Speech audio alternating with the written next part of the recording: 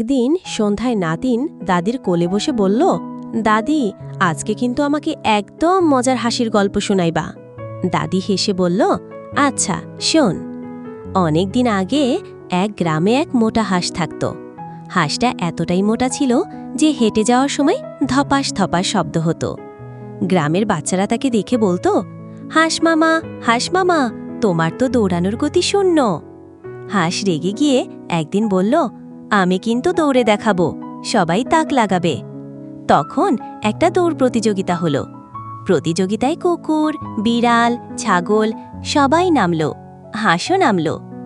দৌড় শুরু হতেই সবাই ছুটল, ঝপাস ছপাস ছপাস করে। হাঁসও ছুটল, কিন্তু তার পা ছোট আর শরীর ভারী, তাই সে ধূপধাপ করে গড়াতে গড়াতে ফিনিশ লাইনে গিয়ে পড়ল। সবাই এত জোরে হাসল যে প্রতিযোগিতা থেমে গেল। শেষমেশ গ্রামবাসীরা হাঁসকে পুরস্কার দিল, সবচেয়ে মজার দৌড়বিদ। নাতিন হেসে গড়াগড়ি খেতে লাগলো, আর দাদি বলল, দেখলি তো, সবাইকে হাসাতে পারাটাই হাঁসের সবচেয়ে বড়